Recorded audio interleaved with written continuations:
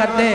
میں دعوت سخن دے رہا ہوں، بیان کے لیے تشریف لاتے ہیں فاضل نوجوان حضرت مولانا محمد عفیف بلال ضیاء صاحب، وہ تشریف لائیں اور اپنے مخصوص انداز کے اندر اظہار خیال فرمائیں۔ من الشیطان الرجیم، بسم اللہ الرحمن الرحیم۔ ومن آیاتہ ان خلق لکم من انفسکم ازواجا لتسکنوا الیہا وجعل بینکم مودۃ ورحمۃ ان فی ذلک لآیات لقوم یتفکرون۔ آمنت باللہ صدق اللہ مولانا العظیم۔ ان اللہ وملائکتہ یصلون علی النبی یا ایہا الذین آمنوا صلوا علیہ وسلموا تسلیما۔ ایک دفعہ تمام حضرات برکت کے لیے درود پڑھ لیں۔ اللہم صلی علی محمد وعلی آل محمد کما صلیت علی ابراہیم وعلی آل ابراہیم انکا حمید مجید۔ اللہم بارک علی محمد وعلی آل محمد کما بارکت علی ابراہیم وعلی آل ابراہیم انکا حمید مجید۔ اللہم صلی علی محمد فی اول کلامنا، اللہم صلی علی محمد فی اوسط کلامنا، اللہم صلی علی محمد فی آخر کلامنا۔ آمنت باللہ صدق اللہ مولانا العظیم۔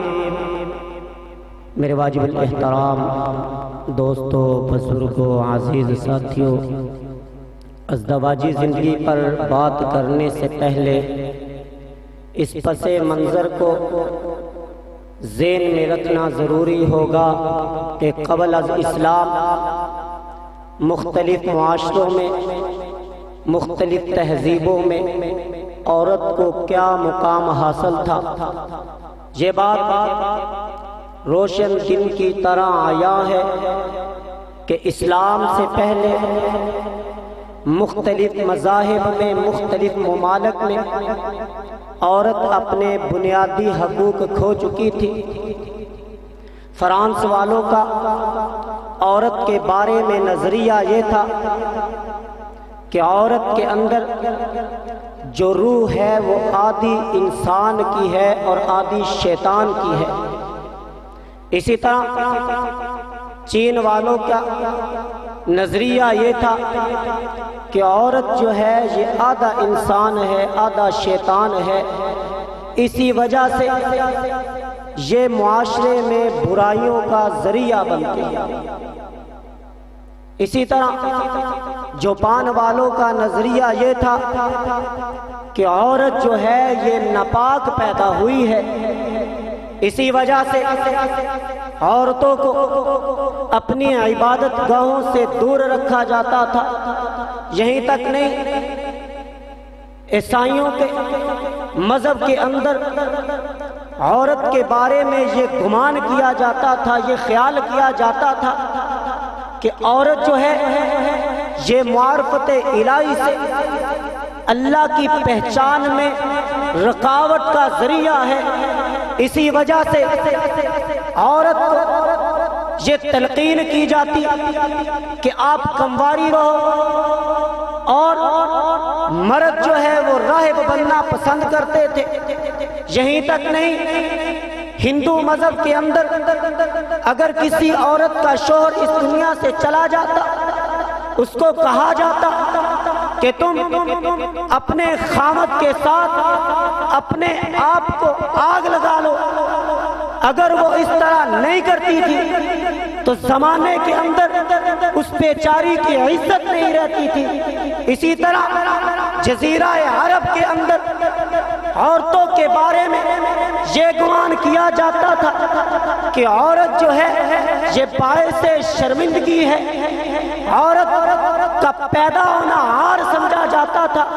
مولانا پیر ذوالفقار صاحب دامت برکاتہم العالیہ نے اپنی کتاب میں لکھا ہے کہ جزیرہ عرب کے اندر اگر کسی عورت کا خامد اس دنیا سے چلا جاتا تو عورت کو مکہ سے باہر کال کوٹڑی کے اندر بند کر دیا جاتا، وہ بیچاری 2 سال تک وہیں پہ رہتی، اگر وہ اپنا جتن کاٹ کے پیٹ کاٹ کے بچ جاتی مکے کے اندر لایا جاتا، اس بیچاری کا منہ کالا کیا جاتا اور مکے کے اندر چکر لگوایا جاتا، کہا جاتا کہ یہ دیکھو کیسی بدبخت عورت ہے، پہلے اس کا شوہر اس دنیا سے چلا گیا، پھر ہم نے 2 سال کے لیے مکہ سے باہر اس کو کال کوٹڑی کے اندر بند کیا، پھر بھی یہ بچ گئی ہے۔ یہیں تک نہیں، والدین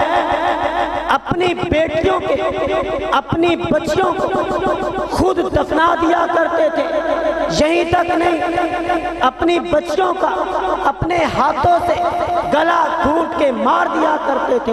اللہ تعالیٰ نے قرآن مجید میں فرمایا ہے نا بِأَيِّ ذَنبٍ قُتِلَتْ، کل قیامت والا دن ہوگا، یہی بچی اللہ کی بارگاہ میں کھڑی ہو جائے گی۔ وہ دن قیامت کا دن ہے کہ جس دن نفس و نفسی کا عالم ہوگا، کوئی کسی کا نہیں ہوگا، اولاد اپنے والدین سے بھاگے گی، والدین اپنی اولاد سے بھاگے گے، بہن بھائیوں سے بھاگیں گے، بہن بھائیوں سے بھائیوں بہنوں سے بھاگیں گے۔ اس وقت یہ بچی کھڑی ہو کے اللہ سے سوال کرے گی بِأَيِّ ذَنبٍ قُتِلَتْ، مجھے کس وجہ سے قتل کیا گیا۔ اللہ کے نبی صلی اللہ علیہ وسلم کے پاس ایک آدمی آتا ہے، آ کے کہتا ہے یا رسول اللہ صلی اللہ علیہ وسلم، مجھ سے بہت بڑا گناہ ہو گیا۔ پیارے محبوب صلی اللہ علیہ وسلم نے فرمایا تیرا گناہ کتنا بڑا ہے؟ کہنے لگا آسمان سے بڑا میرا گناہ، زمین سے بڑا میرا گناہ۔ کہا تو نے چوری کی؟ نہیں نہیں، میں نے چوری نہیں کی، میں نے زنا نہیں کیا، میں نے ڈاکہ نہیں ڈالا، میں نے غیبت نہیں کی۔ اچھا کیا کیا ہے ذرا بتا تو کہنے لگا یا رسول اللہ صلی اللہ علیہ وسلم، میرے پاس اولاد نہیں تھی، اللہ نے بیٹی عطا فرمائی، میں نے اس کو پالنا شروع کر دیا، میں نے اس کی پرورش شروع کر دی، تھوڑی سی بڑی ہوگی، اس بات کی بنت ابو جہل کو چل گئی۔ ابو جہل میرے دروازے پہ آتا ہے، دستک دیتا ہے، کون؟ ابو جہل، باہر تو آ۔ باہر آیا، کہتا ہے سنا ہے تیرے گھر میں بچی ہے، اور میری بات غور سے سن لے، اگر تو نے بچی کو قتل نہیں کیا تو تجھے چوراہے میں لے جاؤں گا، چوک میں لے جاؤں گا، اس سے پہلے تو اپنی بچی کو قتل کر دے، اپنی بچی کو قتل کر دے۔ کہنے لگا میری غیرت نے یہ گوارا نہیں کیا کہ مجھے چوک کے اندر لایا جائے گا، مجھے چوراہے کے اندر لے کے جایا جائے گا۔ کہتا ہے میں نے اپنی بیٹی کو پکڑا، جنگل میں لے گیا، ایک گڑھا کھودا، اندر ڈالا، اوپر سے مٹی دے دی۔ یہ حالات ہو چکے تھے دنیا میں، عورت اپنے بنیادی حقوق سے محروم ہو چکی تھی۔ اس دور میں اللہ کی ربوبیت کو جوش آیا، میرے اور آپ کے پیارے محبوب جناب محمد رسول اللہ صلی اللہ علیہ وسلم کو بھیجا۔ اللہ کے نبی صلی اللہ علیہ وسلم نے فرمایا اور لوگوں سن لو، وہ شخص جس کو اللہ نے 2 بیٹیاں دی، ایک روایت میں آتا ہے جس کے ہاں 2 بیٹیاں ہوئی، 2 بہنیں ہوئی، کل قیامت والے دن انہوں نے اچھی پرورش کی، ان کو کھلایا پلایا، ان کا نکاح کیا، کل قیامت والے دن میرے ساتھ جنت میں ان 2 انگلیوں کی طرح داخل ہوگا۔ فرق صرف اتنا ہوگا کہ ایک نبی اور ایک غیر نبی۔ اللہ کے پیارے محبوب صلی اللہ علیہ وسلم نے فرمایا النکاح من سنتی فمن رغب عن سنتی فلیس منی۔ پیارے محبوب فرما رہے ہیں نکاح تو میری سنت ہے، جس نے میری نکاح میری سنت کو اپنایا نہیں، جس نے میری نکاح کی طرف میری سنت کی طرف رغبت نہیں اختیار کی، علماء تشریف فرمائے فلیس منی، وہ مجھ میں سے نہیں، میری امت میں سے نہیں۔ سیدنا علی المرتضی رضی اللہ تعالی عنہ فرماتے ہیں کہ اللہ کے نبی صلی اللہ علیہ وسلم نے مجھے 5 نصیحتیں کی اور میرا ہاتھ پکڑ کے نصیحت کی۔ ان میں سے پہلی نصیحت عجلو بالصلاۃ قبل الفوت، اور پیارے محبوب صلی اللہ علیہ وسلم فرما رہے ہیں کہ نماز کو فوت ہو جانے سے پہلے پڑھ لو، یہ نہ ہو کہ آپ کی نماز فوت ہو جائے، آپ کی نماز نکل جائے۔ پیارے محبوب صلی اللہ علیہ وسلم فرما رہے ہیں الصلاۃ عماد الدین فمن اقام الدین فمن هدم الدین۔ اور لوگوں سن لو، نماز تو دین کا ستون ہے، جس نے نماز کو قائم کر لیا گویا اس نے سارے دین کو قائم کر لیا، جس نے نماز کو چھوڑ دیا گویا اس نے دین کو چھوڑ دیا۔ اللہ کے نبی صلی اللہ علیہ وسلم نے دوسری نصیحت فرمائی وَيَعْجِلُوا بِالتَّوْبَةِ قَبْلَ الْمَوْتِ، موت سے پہلے توبہ کر لینا۔ یہ نہ ہو کہ وہ وقت آ جائے توبہ کا دروازہ بند ہو جائے، قیامت کا دن ہو اللہ کی بارگاہ میں بغیر توبہ کے چلے جائے۔ اللہ نے سوال کر لیا اور میرے بندے تجھے سب کچھ دیا تھا، تو نے توبہ کیوں نہیں کی؟ اس وقت کیا جواب ہو؟ سیدنا علی المرتضیٰ رضی اللہ تعالیٰ عنہ فرماتے ہیں مجھے تیسری نصیحت کی، اور جس کے اوپر قرض ہو جلدی جلدی ادا کرے۔ چوتھی نصیحت کی اگر کوئی اس دنیا سے چلا جائے اس کے کفن دفن میں جلدی کرو، کسی کا انتظار نہیں کرنا، اس کا بھائی امریکہ سے آ رہا ہے اور اس کی بہن دبئی سے آ رہی ہے، اس کا چچا افغانستان سے آ رہا ہے، نہیں جلدی جلدی دفن کرنا ہے۔ پانچویں نصیحت فرمائی کہ اگر بچہ اور بچی نکاح کی عمر کو پہنچ جائے تو فوراً ان کا نکاح کر دو۔ 4 چیزیں نبیوں کی سنت ہیں، جنہوں نے 4 سنتوں کو ادا کر لیا، اپنا لیا، گویا اس نے تمام نبیوں کی سنت کو اپنا لیا۔ پہلی سنت اللہ کے نبی صلی اللہ علیہ وسلم فرما رہے کہ 4 چیزیں نبیوں کی سنت ہے۔ پہلی سنت الحیا، سارے کے سارے نبی حیا والے تھے، کوئی بھی بے حیا نہیں تھا۔ ایک 14ویں صدی کا انگریزوں کا نبی جسے گاما کانا کہتے ہیں، نبی ہونے کے لیے انسان کو اتنا تو باحیات ہو، اتنا بے حیا انسان تھا کہ جوان لڑکی سے اپنی ٹانگیں دبایا، اور اتنا بے حیا انسان۔ یہیں تک نہیں، اللہ کے نبی کے حضرت علی سیدنا فاطمہ کے زہرا رضی اللہ تعالی عنہ کے بارے میں ایسے الفاظ لکھے ہیں بے حیا انسان نے کہ بیان کرنے کے قابل نہیں۔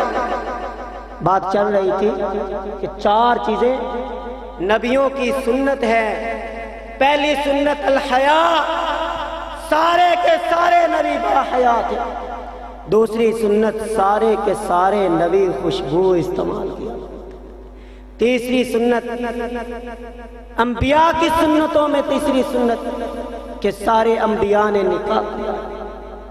چوتھی سنت مختصر کرتا ہوں، چوتھی سنت سارے کے سارے نبی مسواک کیا کرتے تھے، اور آج ہم نے مسواک کو دور کر دیا، اپنے سے مسواک کو چھوڑ دیا، پیش پرش کو پاس رکھ لیا۔ مسواک کے بارے میں ایک پڑھ رہا تھا جگہ کے 72 فوائد ہیں مسواک کرنے کے۔ سب سے بڑا فائدہ جو انسان ہمیشگی کے ساتھ مسواک کرے گا اللہ تعالیٰ اس وقت تک اس کو موت نہیں دیں گے جب تک کلمہ شہادت زبان پہ جاری نہیں ہو جائے گا، اشہد اللہ الہ الا اللہ واشہد ان محمد رسول اللہ۔ اس وقت تک اس کو موت نہیں آئے گی جب تک کلمہ شہادت نہیں پڑھ لے گا، جب تک یہ گواہی نہیں دے گا اور لوگوں اللہ کے علاوہ کوئی معبود نہیں، اللہ کے علاوہ کوئی مسجود نہیں، اللہ پالنے والا، اللہ رازق کون و مقام ہے اللہ۔ مل کر پڑھ لیجئے گا، ایک چھوٹی سی روایت بیان کر کے بات کو ختم کرتا ہوں۔ پیارے محبوب صلی اللہ علیہ وسلم نے فرمایا انسان کے جسم کے اندر 360 60 جوڑ ہیں، ہر جوڑ کا صدقہ دیا کرو۔ صحابہ حیران ہو گئے، پریشان ہو گئے، ہمارے فقر کا عالم تو یہ ہے، ہماری غربت کا عالم تو یہ ہے کہ ایک دن کھانا ملتا ہے، کئی دن فاقے کرنے پڑتے ہیں۔ پیارے محبوب صلی اللہ علیہ وسلم نے فرمایا اس کا مطلب درہم دینا نہیں ہے، دینار دینا نہیں ہے، جس نے ایک بار اللہ کہہ لیا اس نے اپنے جوڑ کا صدقہ دے لیا۔